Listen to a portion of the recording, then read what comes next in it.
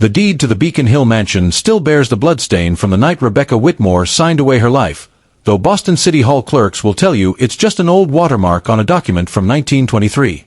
They don't know about the photographs hidden in the state archives that show Rebecca's trembling signature, written in her own blood after the Ashford family had already decided she would never leave that oak-paneled library alive. What those bureaucrats can't see in their climate-controlled filing cabinets is the paper trail of 17 suspicious deaths spanning 60 years, all connected to one of Boston's most respected families and their systematic acquisition of prime real estate from Beacon Hill to the Back Bay. Before we dive into Rebecca's story and the twisted legacy of the Ashford dynasty, make sure you're subscribed and hit that notification bell. Drop a comment letting us know what state you're watching from, because these American secrets deserve to be heard by every corner of our great nation. What happened in that Beacon Hill mansion between 1918 and 1923 will challenge everything you thought you knew about old money, family loyalty, and the lengths people will go to protect their empire. Boston in 1918 stood as America's aristocratic jewel, where gas lamps still flickered along cobblestone streets and the scent of harbor fog mixed with the ambitions of families whose wealth stretched back to the Revolution. The city's elite lived in magnificent townhouses on Beacon Hill, their fortunes built on shipping, banking, and industrial investments that had survived wars, recessions, and social upheaval. Among these powerful clans, the Ashfords occupied a position of particular influence. Their name was carved into the marble facades of banks, their political connections reached into Washington, D.C., and their business empire controlled everything from textile mills in Lowell to shipping lines that connected Boston to London. Edmund Ashford, at 57, commanded respect through a combination of inherited wealth and ruthless intelligence. His silver hair and piercing gray eyes gave him the appearance of a distinguished patriarch, while his quiet manner concealed a mind that calculated human lives with the same precision other men used for stock portfolios. He had inherited Ashford Industries, a conglomerate that employed over 2,000 workers across New England, but his true power came from something far more sinister. A methodical campaign of property acquisition that had, over 4 decades, consolidated much of Boston's most valuable real estate under Ashford control through means that would have shocked even his most cynical business rivals. The Ashford mansion on Beacon Street rose 4 stories above the common, its gaslit windows offering commanding views of the city that had made the family's fortune. Inside, crystal chandeliers cast shadows across Persian rugs, while oil paintings of Ashford ancestors watched from gilded frames, their eyes holding secrets that had died with each generation. Edmund lived there with his wife Catherine, a fragile woman whose mysterious illnesses kept her confined to the upper floors, and their 2 adult children. Thomas, 28, already managing the family's banking interests, and Margaret, 25, considered one of Boston's most eligible daughters despite her preference for remaining unmarried and involved in the family business. The carefully constructed world of Beacon Hill society began showing cracks in the autumn of 1918, when a series of unusual accidents among prominent families started drawing attention from Boston's tight-knit social circles. The Whitmore family tragedy would soon become the most shocking chapter in this growing pattern of misfortune, though few suspected these seemingly random calamities were connected by invisible threads of greed, manipulation, and carefully orchestrated murder. The explosion that destroyed the Whitmore brownstone began at exactly 3:17 in the morning on November 15, 1918, during one of the coldest nights in Boston memory. Neighbors described a blast that shook windows for blocks, followed by flames that seemed to consume the elegant 4-story building with supernatural intensity. The fire burned so hot that by dawn, nothing remained but blackened brick walls and twisted metal fixtures, while the acrid smell of chemical accelerants lingered in the crisp autumn air long after the fire department had declared the scene safe. Henry Whitmore and his wife Elizabeth died in the explosion, along with their twin sons, leaving only 23-year-old Rebecca as the sole survivor. The young woman was discovered by rescue workers in the basement coal cellar, her evening dress torn and her auburn hair singed, clutching a leather portfolio that had somehow survived the inferno. She spoke in whispers about masked men who had come through the servants' entrance, about her father pushing her into the hidden space behind the furnace, and about hearing her mother's screams echo through the walls as chemicals were poured throughout their home. Dr. Jonathan Mills, who examined Rebecca in the days following the tragedy, noted in his confidential medical files that the young woman showed no signs of smoke inhalation despite claiming to have hidden in the basement during the fire. More puzzling still, she possessed detailed knowledge of conversations that had occurred in other parts of the house while it burned, information that would have been impossible to hear from her supposed hiding place. When questioned about these inconsistencies, Rebecca would only repeat that Papa told her exactly where to hide when the dangerous men came, though no such hiding space was found by investigators. The official investigation, led by Fire Chief Patrick O'Malley, concluded that the explosion had been caused by a gas leak in the basement that ignited when Henry Whitmore went down to check the furnace. This explanation satisfied most observers, particularly given the recent installation of new gas lines throughout the Beacon Hill neighborhood. What the investigation didn't examine were the strange circumstances surrounding the explosion's timing, how it had completely destroyed the main house while leaving the carriage house and servants' quarters largely undamaged, or why valuable art collections had been mysteriously moved to storage just days before the blast. Most significantly, the investigation failed to account for several crucial documents that Rebecca insisted her father kept in his private safe. Property deeds, business contracts, and survey maps that proved the Whitmore family's ownership of extensive real estate holdings throughout Boston's most desirable neighborhoods. These papers, which would have made Rebecca one of the wealthiest women in New England, had simply vanished in the flames, leaving no legal record of the vast inheritance that should have been her birthright. Within hours of the explosion's discovery, Edmund Ashford arrived at the scene with efficiency that seemed almost supernatural. He claimed to have learned of the tragedy from a business associate who lived nearby, though later testimony would reveal inconsistencies in this timeline that were never properly investigated. Edmund immediately took charge of arrangements, organizing proper burial for the victims and personally ensuring that Rebecca received the finest medical care and temporary shelter in his own home. His generosity appeared to stem from genuine Christian charity, and Boston society praised his swift action during a family's darkest hour. What they didn't know was that Edmund Ashford had been the last person to meet with Henry Whitmore alive, dining with him privately just 3 days before the explosion to discuss what Henry had described to his wife as business matters that could transform our family's position in the city forever. The 5 years following Rebecca's adoption into the Ashford household passed like scenes from a carefully staged play, each act revealing only what the family wanted Boston society to witness. Rebecca blossomed from a traumatized young woman into a striking beauty whose intelligence and grace made her the subject of admiring comments at charity events and social gatherings. To outside observers, the Ashfords had performed an extraordinary act of Christian generosity, raising an orphaned heiress as their own daughter and providing her with every advantage their wealth could offer. But within the walls of the Beacon Street mansion, a different drama unfolded with each passing season. Rebecca received the finest education available, tutored in literature, languages, and business by instructors imported from Harvard and Wellesley. Yet her studies were always supervised, her correspondence monitored, and her movements carefully controlled under the guise of protecting her from fortune hunters and social climbers who might exploit her tragic circumstances. She was never allowed to visit the ruins of her family home, told that such places would only reopen psychological wounds that required years to heal properly. Catherine Ashford's health continued its mysterious decline throughout these years, her confinements to bed becoming longer and more frequent. Dr. Mills made regular visits to the mansion, his black medical bag becoming a familiar sight on the front steps, though his treatments seemed to provide little lasting relief. Servants whispered among themselves about Catherine's strange symptoms, sudden episodes of violent trembling, periods of memory loss that left her unable to recognize her own children, and bouts of paranoia where she claimed the family was slowly poisoning her food. As Rebecca approached her 28th birthday in the spring of 1923, subtle changes began occurring in the household's daily rhythm. Thomas Ashford, who had always treated her with brotherly affection, began avoiding her company, his expression darkening whenever she entered a room. Margaret, once Rebecca's closest friend and confidant, started making cryptic remarks about family obligations and the sacrifices required to maintain their position in Boston society. Even the longtime servants who had watched Rebecca recover from her trauma began treating her with a disturbing mixture of pity and fear. The transformation became most apparent in Edmund Ashford himself. The man who had once comforted her nightmares and encouraged her intellectual pursuits now studied Rebecca with calculating eyes, his conversations taking on the tone of business negotiations rather than paternal guidance. He began discussing her future with increasing urgency, emphasizing the importance of keeping family assets consolidated and protected from government interference.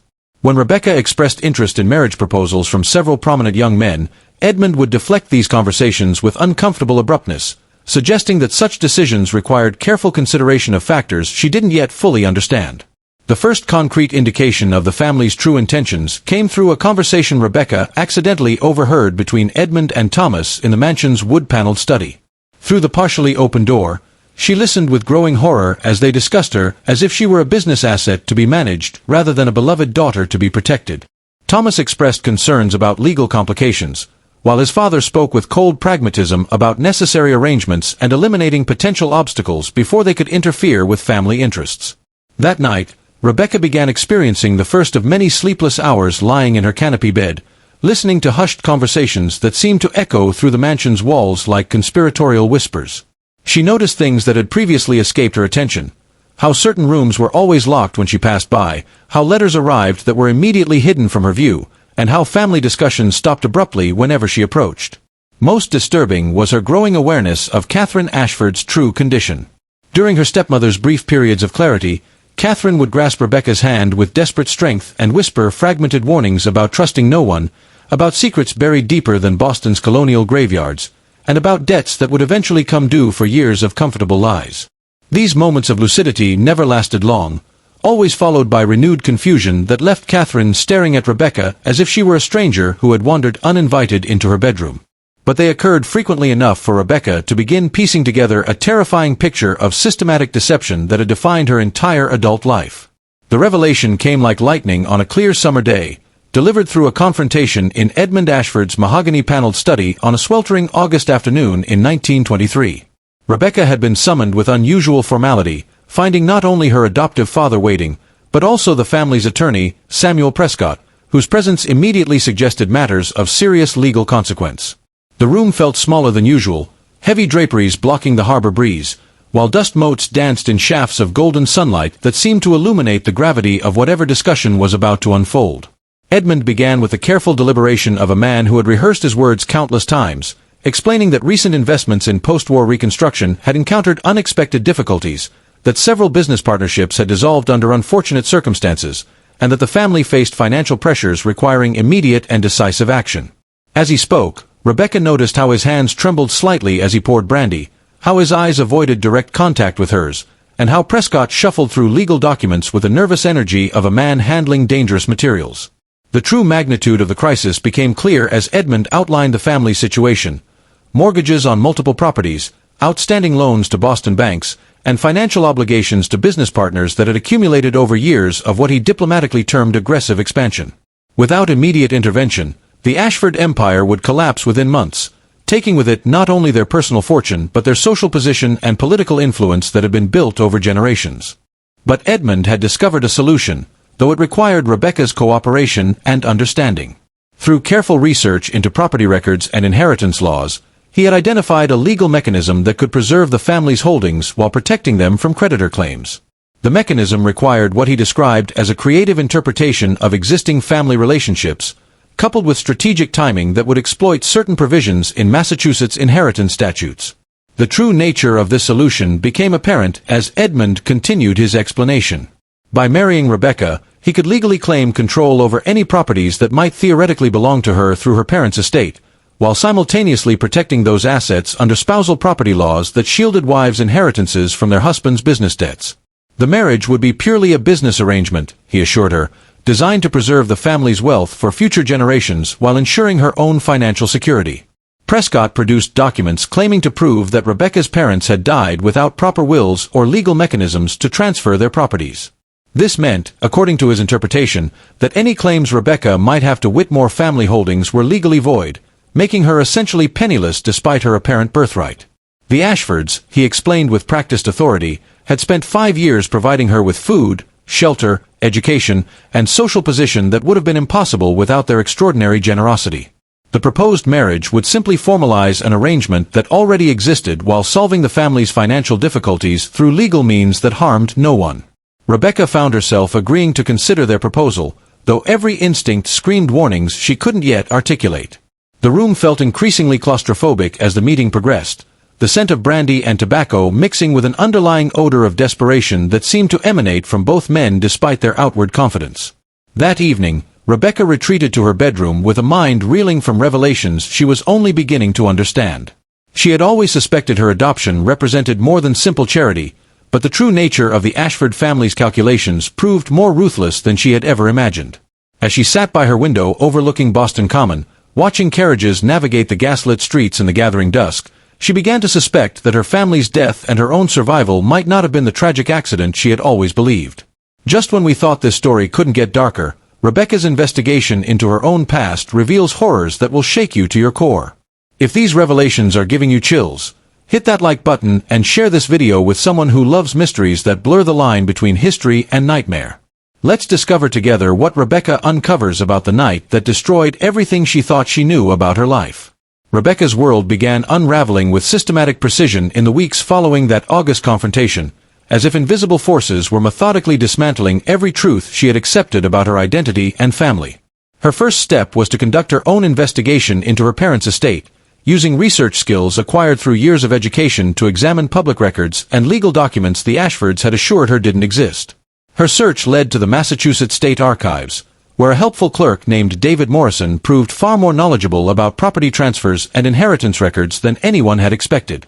Morrison, a meticulous man in his 50s who took pride in maintaining historical accuracy, showed Rebecca documents that contradicted everything Prescott had told her about her parents' legal situation. Henry and Elizabeth Whitmore had indeed prepared comprehensive wills, filed properly with Suffolk County in 1917, explicitly leaving all properties and assets to their daughter Rebecca with detailed instructions for professional management until she reached age 30. More shocking still were survey maps and property deeds revealing the true extent of Whitmore holdings, not just the brownstone destroyed in the explosion, but thousands of acres throughout Massachusetts, including prime commercial properties in downtown Boston that happened to border several Ashford developments. The documentation painted a picture of wealth far exceeding what Rebecca had ever imagined, making her potentially one of the richest women in New England rather than the penniless orphan she had been led to believe. But Morrison explained with growing concern that many of these legal documents showed signs of tampering, pages missing, signatures that appeared altered, and filing dates that didn't match official records. Someone with significant resources and legal expertise had been systematically corrupting the record of Whitmore family holdings. Even more disturbing was Morrison's revelation that representatives of the Ashford family had contacted him multiple times over the years, requesting information about Whitmore property records and inheritance documents. These inquiries had always been presented as routine legal research, but the pattern suggested coordinated efforts to identify and potentially manipulate any evidence of Rebecca's rightful inheritance. Rebecca's investigation took a darker turn when she decided to visit the ruins of her family home, despite years of prohibition against such trips. The site, now an empty lot where wild grass grew between foundation stones, still showed evidence of the explosion's violence. Careful examination revealed details that raised troubling questions about the official story. The blast patterns in surviving brick walls suggested multiple ignition points rather than a single gas leak, while metal fragments scattered throughout the area indicated the presence of materials that wouldn't have existed in a typical family residence. Most significantly, Rebecca discovered remnants of her father's private safe, buried under debris that had never been properly cleared. The safe had been forced open with professional tools rather than damaged by the explosion, and its contents had obviously been removed before the blast occurred. This discovery directly contradicted Fire Chief O'Malley's official report, which claimed the safe had been destroyed along with all family documents. As Rebecca stood among the ruins of her childhood home, memories began surfacing that had been buried for 5 years under layers of trauma and deliberate misdirection. She remembered waking on the night of the explosion to sounds of men arguing in her father's study, being hidden in the coal cellar where her father had prepared a secret space behind the furnace, and the smell of chemicals being poured throughout the house before the flames began. These weren't confused recollections of a traumatized woman, but clear memories that had been suppressed by years of being told they were impossible nightmares. The investigation Rebecca conducted revealed a pattern of suspicious deaths and property transfers stretching back more than 20 years, involving families throughout New England whose holdings had eventually fallen under Ashford control through various legal mechanisms. The Cabot family had died in a sailing accident in 1903, leaving valuable waterfront properties that Edmund Ashford purchased at below-market prices from their confused survivors. The Lowell family had succumbed to typhoid in 1911, with their textile mills somehow passing to Ashford ownership through complex mortgage arrangements. The Hancock family had simply vanished in 1915, abandoning their Beacon Hill mansion and leaving behind only unpaid debts that Ashford generously assumed in exchange for clear property titles. Each case showed similar patterns: sudden tragedies that eliminated entire families or left survivors unable to manage their affairs, followed by financial arrangements that benefited the Ashfords while appearing to be acts of community service. The legal documentation supporting these transfers was always prepared by Samuel Prescott, whose practice had grown remarkably prosperous during the same period that so many prominent families had encountered misfortune. Rebecca's growing awareness of these patterns coincided with increasingly disturbing changes in her daily life within the Ashford household. Catherine's condition had deteriorated to the point where she rarely left her bedroom, though during brief moments of clarity, she began making specific references to Rebecca's parents that suggested knowledge she should never have possessed. The servants had started avoiding Rebecca entirely, their eyes filled with a mixture of pity and fear that suggested they knew far more about the family's intentions than they were willing to reveal. Most ominously, Rebecca began noticing she was being watched whenever she left the house. Men maintained careful distances but seemed to appear wherever she went in Boston. Her correspondence was being intercepted, her conversations monitored, and her movements increasingly restricted under excuses about social propriety and family reputation. The comfortable prison of her adopted life was tightening just as she began understanding the true nature of her captivity. The final confrontation that would determine Rebecca's fate began on a fog-shrouded evening in late September 1923, when she returned from another research trip to find the entire Ashford family assembled in the front parlor, their faces bearing expressions of grim determination that left no doubt about the seriousness of their intentions. The grandfather clock in the hallway chimed 9 times as Rebecca crossed the threshold, each resonant tone seeming to count down the final moments of the elaborate deception that had defined her adult life. Edmund sat behind his leather-topped desk like a judge preparing to deliver sentence, while Thomas stood by the fireplace with rigid posture, his hand resting near a drawer Rebecca now noticed contained a loaded revolver. Margaret occupied her usual chair with nervous anticipation, her normally perfect composure cracked by stress lines that spoke of sleepless nights and difficult decisions. Even Catherine had been brought downstairs, though her pale face and trembling hands suggested she was being sustained by something stronger than natural strength. The room felt different than Rebecca remembered from countless family gatherings. Heavy curtains had been drawn across all windows, blocking any view from the street, while additional gas lamps had been lit to compensate for artificial darkness. The air carried scents that seemed wrong for a family home, the metallic odor of fear, the chemical tang of medicines, and underneath it all, a sweet corruption smell that Rebecca had learned to associate with her stepmother's mysterious illness. Edmund began speaking with cold precision, his voice carrying none of the paternal warmth she remembered from childhood. He knew about her investigations, about her visits to the archives and her unauthorized trip to the Whitmore property ruins. Such activities demonstrated troubling ingratitude for everything the family had done for her, as well as dangerous curiosity about matters best left undisturbed for everyone's benefit, including her own. The methodical nature of his knowledge became apparent as Edmund detailed exactly where Rebecca had been, whom she had spoken with, and what documents she had examined. David Morrison, the helpful archives clerk, had been reporting her activities to Thomas Ashford from the beginning. The friendly conversations about property records had been carefully orchestrated to allow Rebecca to discover just enough truth to understand her situation while ensuring every step remained under family control. They knew she had found the forced safe, recognized the explosion patterns, and begun recovering suppressed memories about that night 5 years ago. This growing awareness had accelerated the family's timeline, forcing them to move more quickly than originally intended. The truth about her parents' murder emerged over the next hour, delivered with surgical brutality. Edmund began with what he described as necessary context, explaining how Ashford wealth had been accumulated through systematic property acquisition that required eliminating inconvenient obstacles over more than 3 decades. The business empire, political connections, and social prominence had all been built on a foundation of murder, fraud, and carefully orchestrated tragedy. Henry Whitmore had possessed documents proving ownership of vast territories throughout Boston's most desirable neighborhoods, holdings that would have made Rebecca one of the wealthiest individuals in New England. But his wealth represented more than personal fortune. It posed a direct threat to Ashford expansion and their ability to consolidate control over the city's most valuable properties. More dangerously, Henry had discovered evidence of the Ashford family's systematic elimination of rival property owners, documentation of murders and fraudulent transfers stretching back decades. The explosion that killed Rebecca's family had been carefully planned and executed by Thomas Ashford and hired professionals, men with experience in such matters who had performed similar services on previous occasions. These killers, imported from New York where they worked for criminal organizations along the waterfront, had been provided with detailed plans of the Whitmore house, information about family routines, and precise instructions about what evidence needed to be destroyed. The attack had been timed to coincide with new moon darkness while ensuring maximum structural damage to eliminate evidence. The killers had entered through a basement door that Thomas had unlocked during a social visit, moving through the house while the family slept.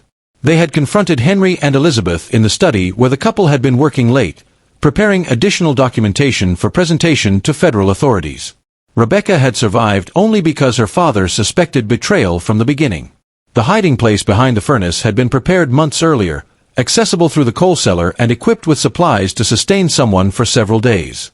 Henry had drilled Rebecca repeatedly on emergency procedures, with strict instructions to remain hidden until morning regardless of what she heard. The trauma had been more severe than anyone realized, as Rebecca had witnessed not only her parents' murder but also the systematic search and destruction of evidence that followed. From her hiding place, she had watched through gaps in the stonework as killers methodically ransacked her father's study, removing documents, forcing the safe, and preparing chemical accelerants that would ensure complete destruction of anything they missed. The explosion had been started with dynamite and chemical accelerants designed to burn hot enough to destroy evidence while creating blast patterns that would appear consistent with an accidental gas explosion. The timing had been calculated to coincide with the coldest night of autumn, when ice in the gas lines might reasonably cause pressure buildup leading to catastrophic failure. Edmund had orchestrated Rebecca's rescue and adoption not from charitable impulses, but from practical necessity. As long as she remained alive, there was always possibility she might remember crucial details about her parents' evidence or locations of documents hidden elsewhere. By keeping Rebecca close and controlling her access to information, the Ashfords could monitor any signs her memory was returning while presenting themselves as benevolent guardians to Boston society. The proposed marriage represented the final stage of a plan 5 years in development. Once Rebecca became Edmund's legal wife, any property claims she might possess would be consolidated under his control, while spousal immunity laws would prevent her from testifying against him in future legal proceedings. More importantly, the marriage would provide legal justification for actions they were prepared to take if Rebecca proved unwilling to cooperate. Catherine's deteriorating health, they revealed with casual cruelty, resulted from gradual mercury poisoning administered through her medications over more than 3 years. The process had been deliberately slow to avoid suspicion, designed to mimic symptoms of various neurological conditions while gradually reducing her ability to interfere with family business. Her death, which would occur within months regardless of medical intervention, would leave Edmund legally free to remarry while inheriting her substantial dowry properties. As Rebecca listened to these revelations with growing horror, she began understanding the true scope of the trap constructed around her entire adult life. Every kindness had been calculated, every opportunity for independence eliminated, and every path forward blocked except the one serving the family's ultimate purposes. The choice they offered wasn't really a choice at all. Marry Edmund willingly and live as a comfortable prisoner, or refuse and face the same fate as her parents and dozens of other obstacles the Ashfords had eliminated. Thomas made their position clear with brutal directness. Rebecca knew too much to be allowed freedom, but she was too valuable as a legal asset to be simply eliminated. But what the Ashfords didn't know was that Catherine, despite her apparent helplessness, had been secretly documenting her husband's crimes for years. Her seeming mental confusion had been carefully constructed to protect her from suspicion while she gathered information needed to bring down the conspiracy. The mercury poisoning had provided perfect cover for her investigation, as her family attributed strange behavior to deteriorating health. Catherine's evidence proved more comprehensive than even Rebecca had dared hope. Hidden throughout the house in locations never searched, her documentation included financial records showing payments to hired killers, correspondence with corrupt officials, maps of properties acquired through suspicious circumstances, and physical evidence like soil samples containing traces of chemical accelerants used in suspicious explosions. Most devastating were Catherine's recorded observations of family meetings where murders were planned and property transfers coordinated with cold efficiency. She had maintained these records over 15 years, initially for personal protection but gradually expanding them into a comprehensive case that could support federal prosecution of the entire conspiracy. Catherine's revelation transformed the evening's dynamic completely, as the Ashford family realized their most trusted member had been their most dangerous enemy. The careful planning that had sustained their criminal enterprise for decades began collapsing under the weight of internal betrayal, while the prospect of exposure threatened not only their wealth but their very lives. The confrontation deteriorated rapidly as Edmund and Thomas realized the extent of Catherine's betrayal and the immediate threat it posed. Edmund's attempt to negotiate with his dying wife quickly gave way to threats, while Thomas moved toward the fireplace where the loaded revolver offered a more direct solution. But Catherine's defiance proved more powerful than any weapon the family possessed. She made clear that her evidence had been carefully protected by arrangements ensuring its discovery regardless of what happened to her. She had prepared detailed instructions for Rebecca about documentation locations, along with contacts among federal law enforcement officials already aware of the Ashford conspiracy's general outlines. The violence that erupted in the parlor marked the final collapse of the Ashford family's carefully maintained facade as years of suppressed tensions exploded into brutality that would have shocked even their criminal associates. Thomas's attempt to seize Catherine's evidence triggered a struggle that ended with Catherine's death from combined mercury poisoning and trauma, while Rebecca managed to escape with crucial documentation during the chaos that followed. Rebecca's flight through Boston's fog-shrouded streets that night marked the beginning of the end for the Ashford dynasty, though the immediate hours were filled with dangers that tested every survival instinct she had developed. The storm that had provided atmospheric cover now served as both protection and obstacle as Rebecca navigated familiar neighborhoods transformed into alien territory by darkness, weather, and knowledge that professional killers were mobilizing to prevent her testimony from reaching federal authorities. The evidence Rebecca carried represented more than documentation of criminal activity.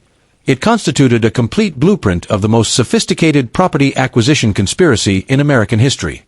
Catherine's records included not only detailed accounts of Ashford crimes but comprehensive information about corrupt officials, hired killers, and business associates who had enabled operations across multiple states over 3 decades.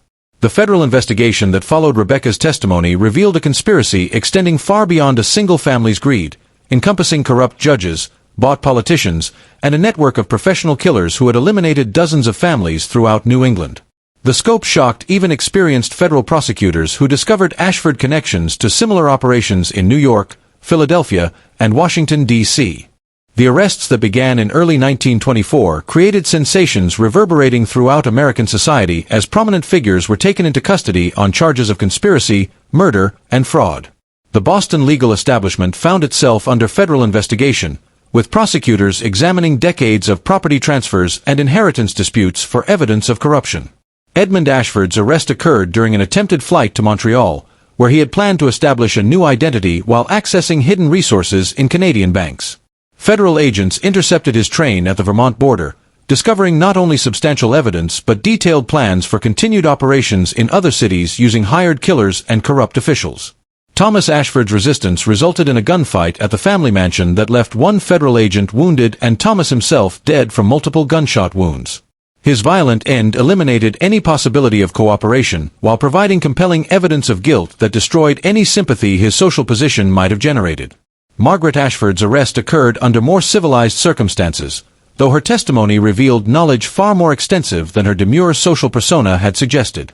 Her willingness to cooperate in exchange for reduced charges provided prosecutors with insider information crucial for securing convictions against the broader conspiracy network. The trials that began in summer 1924 captivated American society and drew international attention as the full scope of Ashford crimes became public knowledge. The federal courthouse became center of legal spectacle, attracting observers from across the country, including journalists who recognized the broader implications for American justice and property rights. Rebecca's testimony provided the crucial link between physical evidence and systematic criminal activities, while her survival served as powerful proof that justice could ultimately prevail against the most carefully planned conspiracies. Her presence as a confident, articulate woman contrasted dramatically with the helpless victim image the defense attempted to portray. Edmund Ashford was convicted of multiple counts of murder, fraud, and conspiracy, sentenced to death by electric chair in proceedings that attracted thousands of spectators. His execution at Charlestown State Prison in March 1925 drew crowds viewing his death as symbolic justice for decades of unpunished crimes. Margaret received a 15-year sentence, though she served only 8 years before release due to cooperation with ongoing investigations into related criminal networks throughout New England. Rebecca's reclaimed inheritance made her one of the wealthiest women in America, but more importantly, her courage provided closure for families of dozens of victims who had died without justice.